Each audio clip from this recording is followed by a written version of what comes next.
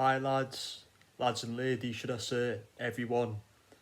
Welcome back to another MCFC review today, where yesterday, on Saturday, kicking off at 3 o'clock, Manchester City played struggling Fulham. Well, I say struggling, they came off this game, on the back of this game with a win, beating Leicester 2-1 away.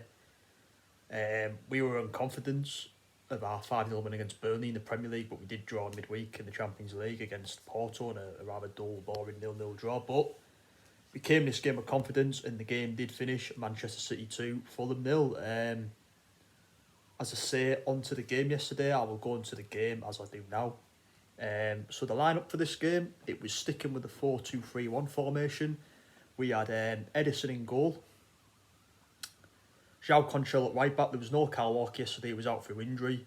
Centre-back partnership continuing of John Stones, who's been in really good form lately, and which is good to see. And Ruben Diaz. Left back, Benjamin Mendy kept his place. Didn't play as good yesterday, I thought he did against Burnley.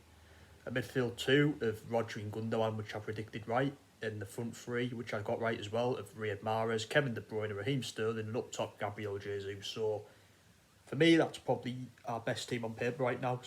Maybe bar John Stones instead of I'm out of Laporte. But Stones a man in form, so he's playing. Laporte's on the bench lately, as he was yesterday. But yeah, we won the game 2-0. We got the job done, that's all I'll say. With the goals coming from Raheem Sterling and the Kevin De Bruyne penalty. So I'll go into the game now. We lined up like that. No Sergio Aguero again yesterday. He was out through injury. As was Nathan Ake and Kyle Walker. There was the likes of Phil Foden, Bernardo Silva, Ferran Torres on the bench. We had a good bench, none of the young lads involved. Game begins, we dominate possession as you expect, we did all match. And not long into the game, the first goal comes. Good passing movement. Kevin De Bruyne picks some space. Doing what he does, plays in a lovely pass to Raheem Sterling, puts it on the plate for him. Sterling puts it very well past Areola, puts us 1-0 up. It was a nice tidy finish into the net. As for Fulham yesterday, I thought Areola was really good for them, the keeper. He kept them in the game. Another player that impressed me for Fulham was a left-back, Anthony Robinson. What a good young talent he is. He's American. He looks a great player, and he's someone who I think is going to get a big move in the future because he looked a quality left-back. He was good at Wigan, if you remember. Fulham obviously signed him in the summer. He's one to watch out for, and he impressed me yesterday. He done really well against Riyad Mahrez. But yeah, they were the two players that impressed me for Fulham. Fulham kind of came what you'd expect them from, the pretty much sat back as you'd expect, but they were brilliant second half. I'll go into the game anyway. I'm going a bit off topic there. So yeah, that put us 1-0 up. Not long after that, another big moment comes. Raheem Sterling gets clipped in the penalty area, and there's no doubts about it. He's too good for the defender, and he gets clipped over when the penalty's given. Kevin De Bruyne steps up. Of course, he missed his last penalty against Liverpool.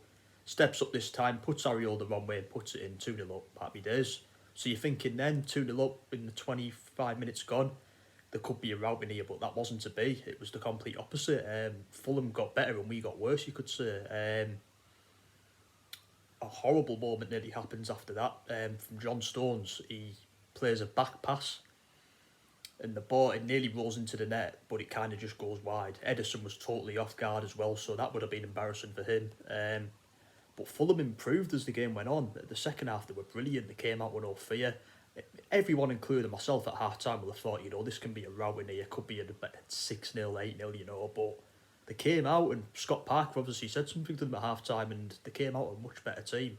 They actually went for it as well. They didn't sit back. They came at us. They were awful the first half, because I did think it was going to be around, but we should have took our chance and scored more, but we didn't.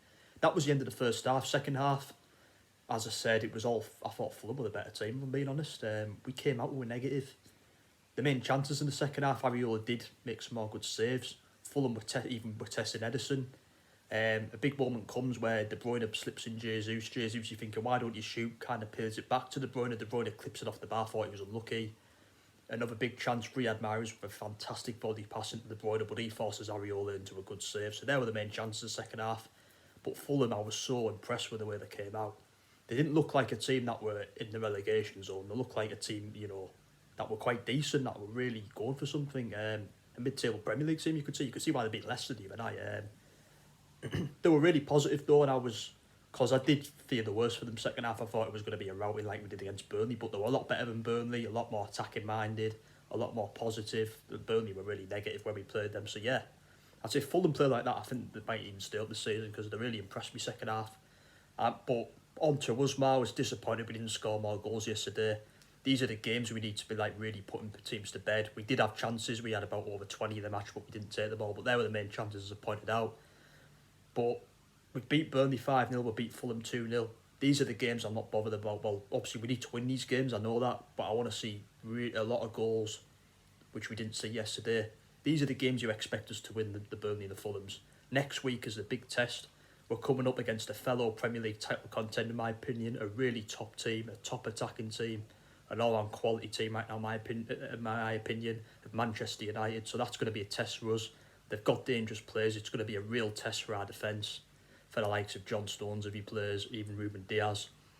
You know, it's going to be a real test for us. And next week's the main test for me. This is where we're going to see where we're at. See if we are improving. We're coming up against a quality side, so let's see what we can do. That's a test for me next week. A massive game in the Manchester derby, an early title contender, in my opinion. As I pointed out, only 5 teams, in my opinion, can win the league this season, and Manchester United were one of them teams. I said I went for us: Manchester City, Manchester United, Chelsea, Tottenham, and Liverpool. They're the 5 teams I feel like can win the Premier League this season. I think they've all got an even chance. Standout players yesterday, I thought John Stones was fantastic again. He's played 3 games and kept 3 clean sheets, but I know that's good, but he hasn't been tested properly yet, in my opinion. Next week will be a test for maybe players against quality attacking players like Fernandes, Cavani, Martial, Rashford. That's going to be a test for him, so we'll see how he does then. Mendy wasn't as good yesterday as he was against Burnley. He looked a bit lazy. He wasn't making the runs that he was against Burnley. So I wouldn't play him against Man United. I'd put João Cancelo and hopefully Kyle Walker's back. I wouldn't risk it. I wouldn't really risk John Stones as much as he's been good. I want to see him out of the poor experience in there. Diaz was good yesterday. He had a header which he nearly scored.